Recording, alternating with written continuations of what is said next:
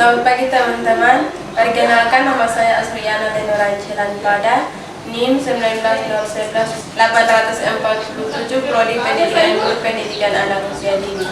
Di video kali ini saya akan menjelaskan mengenai manajemen berbasis sekolah.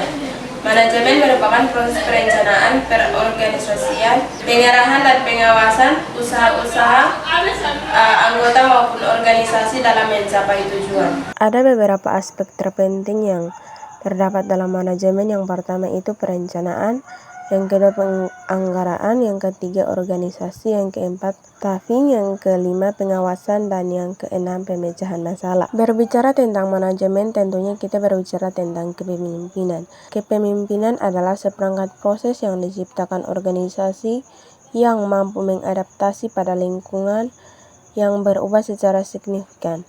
Artinya, kepemimpinan mendefinisikan seperti apakah masa depan itu dan membimbing orang sesuai visi tersebut. Dalam kepemimpinan juga mengarahkan orang untuk mengkomunikasikan gagasan dengan kata-kata maupun tingkah laku, yang memotivasi dan memberikan inspirasi, maupun mengembangkan visi masa depan, visi jangka panjang, dan strategi-strategi untuk menghasilkan perubahan yang dicapai. Dengan demikian kita tahu pengertian manajemen dan kepemimpinan, sehingga manajemen berbasis sekolah itu tujuannya untuk mendorong kemandirian dan memperdayakan potensi sekolah-sekolah untuk mencapai tujuan yang telah direncanakan. Belajar tentang manajemen, kita juga belajar mengenai koordinasi, komunikasi, dan supervisi di manajemen berbasis sekolah. Yang pertama itu koordinasi manajemen berbasis sekolah. Koordinasi merupakan perihal mengatur suatu organisasi atau kegiatan sehingga peraturan dan tindakan yang akan dilaksanakan atau dilakukan itu tidak saling bertentangan atau simpang siur. Dalam koordinasi ada beberapa karakteristik yang harus kita ketahui. Yang pertama itu tanggung jawab koordinasi terletak pada pimpinan. Artinya bahwa untuk menjalankan sebuah koordinasi, yang menjadi wewenang dan tanggung jawab itu adalah pimpinan, sehingga yang dikatakan bahwa pimpinan bisa berhasil jika melakukan sebuah koordinasi. Yang kedua itu koordinasi adalah kerjasama. Yang ketiga, koordinasi merupakan proses yang terus-menerus. Artinya, melakukan koordinasi itu berkesinambungan dalam rangka mewujudkan tujuan lembaga atau sebuah organisasi. Yang keempat, pengaturan usaha kelompok secara teratur. Koordinasi adalah konsep yang diterapkan di dalam kelompok, bukan usaha individu, melainkan sejumlah individu yang bekerja sama yang terdapat dalam suatu kelompok dalam mencapai sebuah tujuan bersama. Yang berikut adalah kesatuan tindakan merupakan inti koordinasi. Artinya, pimpinan mampu mengatur usaha-usaha dan tindakan di setiap individu sehingga diperoleh kerjasama untuk mencapai hasil bersama. Ada juga prinsip-prinsip koordinasi dalam manajemen berbasis sekolah. Yang pertama, koordinasi harus dimulai dari tahap perencanaan. Yang kedua, hal pertama yang harus diperhatikan dalam koordinasi adalah menciptakan lingkungan yang kondusif untuk kepentingan bersama. Yang ketiga, koordinasi berjalan secara terus-menerus atau berkesinambungan. Yang keempat, koordinasi merupakan pertemuan-pertemuan bersama untuk mencapai tujuan. Yang kelima, perbedaan atau pendapat harus diakui sebagai pengayaan dan harus dikemukakan secara terbuka dan diselidiki dalam kaitan dan situasi secara keseluruhan. Ada beberapa manfaat koordinasi. Yang pertama, menghilangkan dan menghindari perasaan terpisah satu sama lain antara atasan dan bawahan, menghindari perasaan atau pendapat terpisah satu sama lain antara atasan dan bawahan, mengurangi dan menindakkan kemungkinan timbulnya pertentangan antara pejabat dan pelaksana, menghindari timbulnya rebutan fasilitas, menghindari terjadinya menunggu dan memakan waktu lama. Dalam manajemen berbasis sekolah, ada dibedakan koordinasi berdasarkan ruang lingkupnya, yaitu koordinasi internal dan eksternal. Koordinasi internal adalah koordinasi antara pejabat atau antar unit di dalam satu lembaga atau organisasi.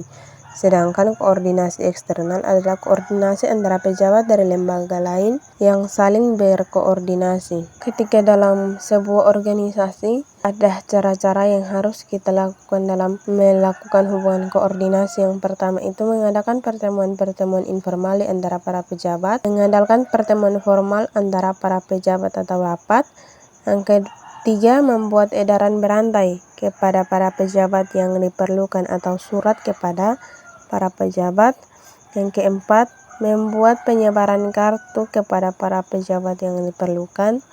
Yang kelima, mengangkat koordinator. Yang keenam, membuat buku pedoman lembaga, buku pedoman tata kerja, dan buku pedoman kumpulan peraturan. Yang kedua, kita akan belajar mengenai komunikasi manajemen berbasis sekolah. Komunikasi merupakan proses penyaluran informasi, ide, penjelasan, gagasan, perasaan, pertanyaan dari orang ke orang atau dari kelompok ke kelompok lain.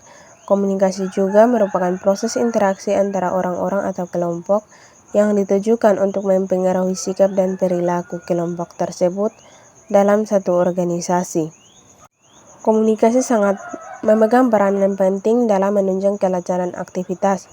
Tanpa komunikasi, semua yang kita maksud dalam mencapai tujuan tidak akan dipahami dan tidak akan diterima oleh semua anggota organisasi. Komunikasi juga dibagi dalam beberapa perbedaan. Yang pertama, komunikasi internal. Komunikasi intern atas dasar tujuan dan manfaat.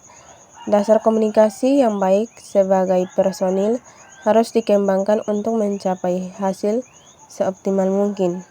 Dalam sebuah organisasi, kurang komunikasi akan mengakibatkan kurangnya hasil yang akan diwujudkan, bahkan sering sampai gagal mencapai tujuan tersebut.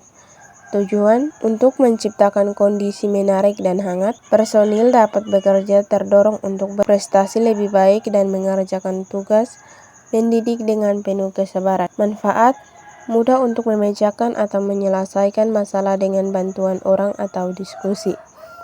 Yang berikut adalah prinsip komunikasi dalam manajemen berbasis sekolah. Dalam membangun sebuah hubungan komunikasi, kepala sekolah perlu memperhatikan prinsip-prinsip di bawah ini. Yang pertama, bersifat terbuka, tidak memaksakan kehendak tetapi bertindak sebagai fasilitator. Yang kedua, mendorong guru yang mau dan mampu memecahkan masalah serta mendorong aktivitas dan kreativitas guru.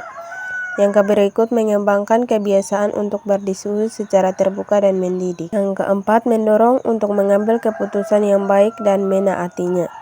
Yang kelima, berlaku sebagai pengarah, pengatur pembicaraan, perantaraan, dan pengambil kesimpulan secara redaksional. Yang kedua adalah komunikasi ekstern atau eksternal. Hubungan sekolah dengan orang tua. Tujuannya saling membantu dan saling mengisi, mengenai bantuan keuangan dan barang-barang untuk mencegah perbuatan yang kurang baik, dan bersama-sama membuat rencana yang baik untuk anak-anak.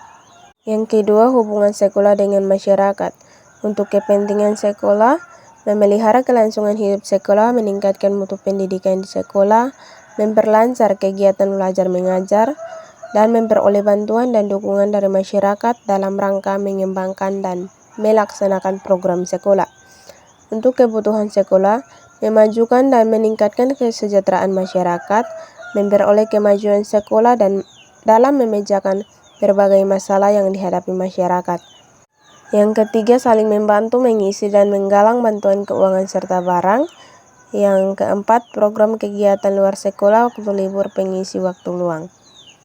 Yang ketiga, supervisi manajemen berbasis sekolah. Supervisi berarti kita berbicara mengenai pengawasan. Pengawasan adalah kegiatan untuk melakukan pengamatan agar pekerjaan yang dilakukan sesuai dengan ketentuan. Ada beberapa tujuan supervisi pendidikan. Yang pertama, mengembangkan kurikulum yang sedang dilaksanakan di sekolah sejalan dalam penerapan kurikulum. Yang kedua, meningkatkan proses belajar mengajar di sekolah.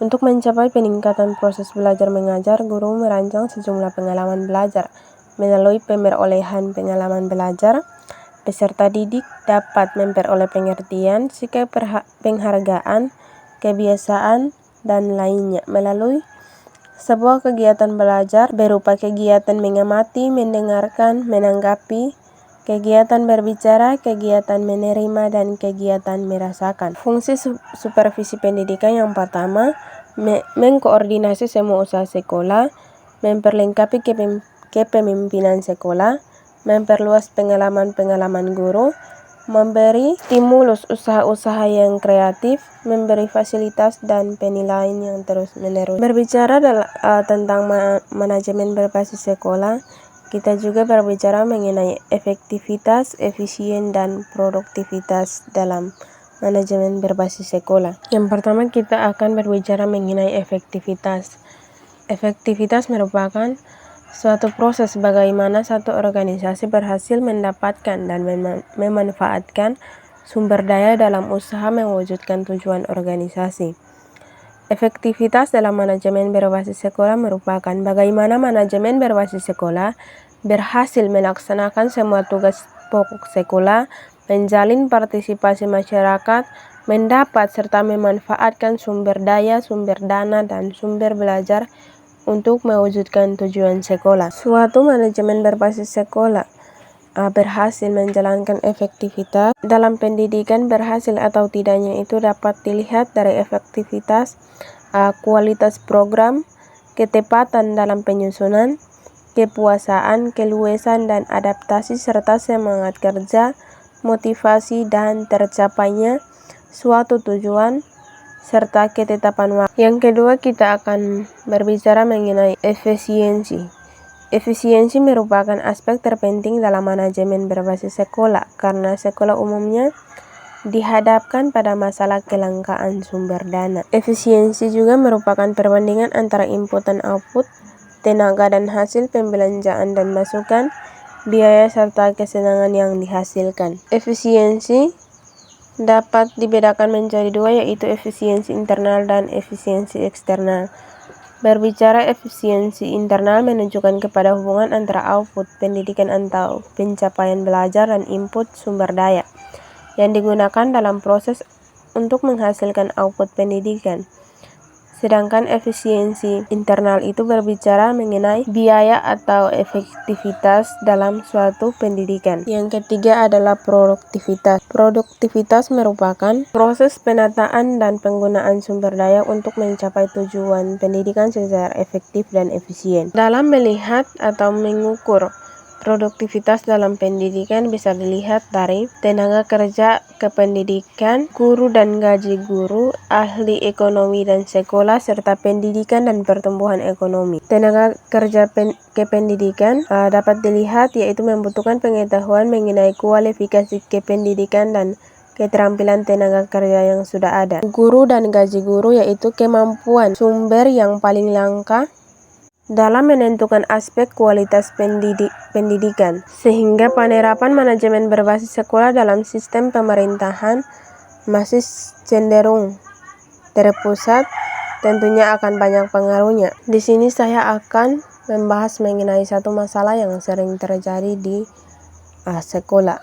Di sini saya mengambil mengenai komunikasi yang kurang efektif, di mana ketika dalam melakukan sesuatu, pimpinan dan guru itu tidak saling komunikasi sehingga pembelajaran tidak berlangsung secara efektif dan efisien. Sehingga ada beberapa masalah yang sering terjadi dalam menjalankan kepemimpinan. Hal-hal yang harus kita hindari yaitu melakukan sesuatu kegiatan tanpa komunikasi antara pimpinan dan bawahan.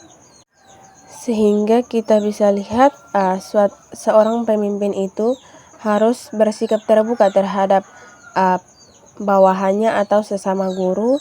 Yang kedua itu saling mendorong untuk memecahkan masalah yang ada atau yang terjadi sehingga aktivitas dan kreatif guru itu dapat meningkat.